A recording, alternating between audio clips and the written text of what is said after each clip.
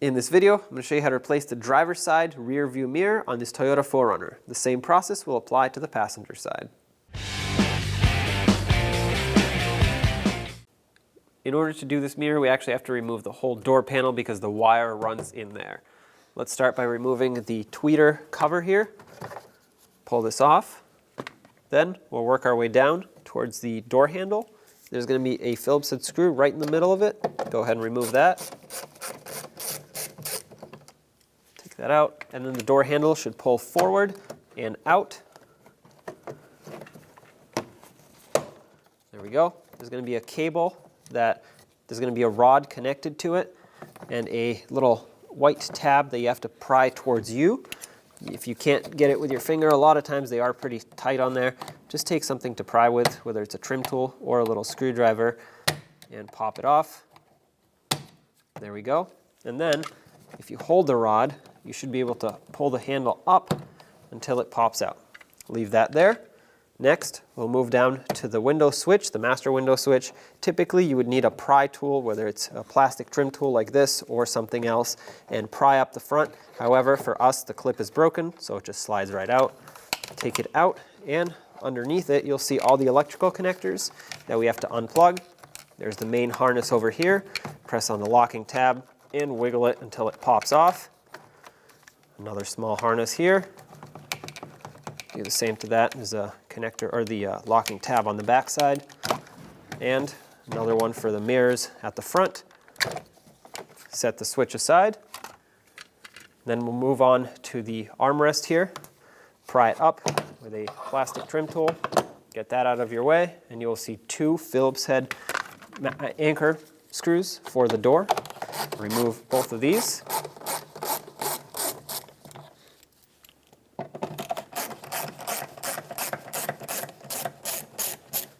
And with these removed, there will be a small push clip on the edge of the door panel right here. To remove it, you have to press in the center and pull out the outer piece. I like to use a pick for this because it can do both very efficiently. Set that aside. Last thing is this little push pin on the inner part of the door. Just pop it out. That's all that was holding this door panel on, so now pry it out and lift it. Set it aside. Now up here is where we're going to unbolt the mirror. I'm going to remove the tweeter speaker just to get it out of the way. You may not have to, but I like to do it just so it can be, well, out of my way. This one is kind of broken, so the metal tab is supposed to come with the speaker, but this one comes apart. Follow the wiring harness and unplug the mirror from the harness that runs into the door. And now all we have to do is unbolt the three 10mm bolts and pull the mirror off. At this point, I have the window down, so I'm going to go through the window. If not, you could just go over the other side. But with a 10mm socket, I'm going to unbolt the three bolts that hold the mirror on.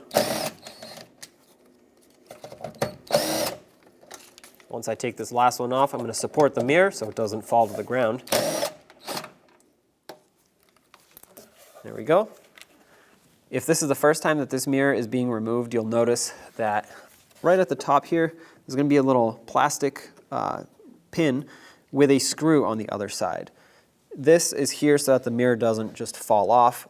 Sometimes, if the mirror has already been taken off or replaced, this won't be here. So this is only on the factory original mirror. To get this off, just take the whole mirror, pry out on the bottom and in on the top, and it'll just pop out of the door. This is what we were looking at from, between the mirror and the door. But once that's out, you can just remove the whole mirror assembly. And there it is. Let's feed the wire through for the new mirror. And then the new mirror will not have that little retainer here. So just line it up. And this time you have to hold it because it doesn't have it. Now with it held in place, start in the three 10mm bolts that you took out.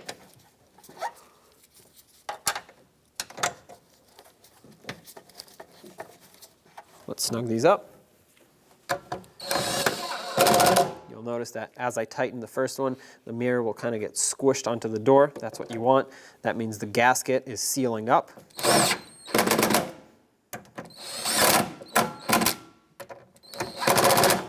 After I tightened this last one, I had to go back to the first one because it loosened up.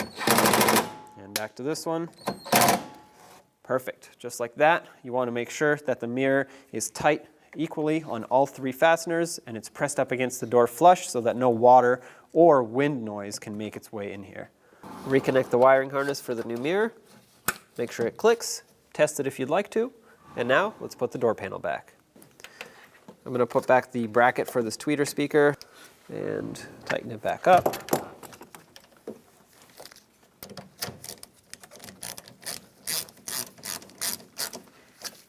And then this one kind of sticks on here with a magnet, but you know, it's supposed to be glued. Now let's put the door panel back on. Make sure all your wires go through as they should and don't get pinched behind there. Slide it over the top of the door. Make sure everything lines up. Make sure the lock rod or the lock indicator pops through. Tap it down, and then once you tap it down and you know it's lined up, tap it in to lock in all the push clips that go around.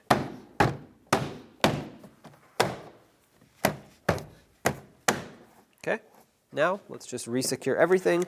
I'm just going to start over here because these are the 2 main anchor bolts or anchor screws, and they're going to secure the door panel nicely. So get the Phillips head screwdriver and tighten them up. Just keep in mind they are screwing into plastic, so once they bottom out and get snug, which is right about here, you don't want to keep going because it'll strip out the insert and then they will never get tight again. Okay, right there. Since we're here, just put the armrest back, tap it down into place. Now let's put this push clip back in. In order to put them in, you actually have to push the center out, slide it in through the door panel, and then press it flush. That locks it in. Now let's put the master window switch back in. There are 3 connectors to be connected here. This first one is for the mirrors. This second one goes right in the middle here. And then lastly, this main harness at the back. Make sure they all click in so they can be properly secured. This one didn't click loud, but I did feel it.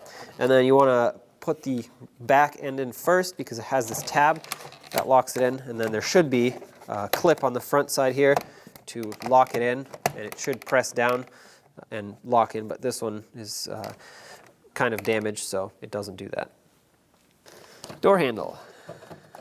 To put the door handle on, I'm going to try and pull this rod out just enough so I can slide the handle over it, just like that, and then slide the tab in to lock it. There we go. And then it's got some tabs on the back side that have to lock into the door. Move it around, it should fall into place, and when it does, slide it backwards. That's how you know it's locked in. And then put the center screw in to lock it in fully. There we go. If you still have this push clip here, go ahead and install it. Ours actually broke, so I'm going to have to source a new one.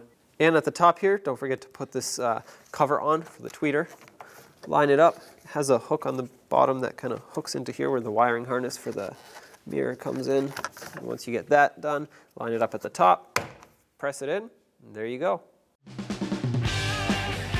When only the best will do, demand TRQ. The only company that lets you view before you do. TRQ is committed to offering the highest quality aftermarket auto parts that are engineered for peace of mind. Thanks for using and viewing with TRQ.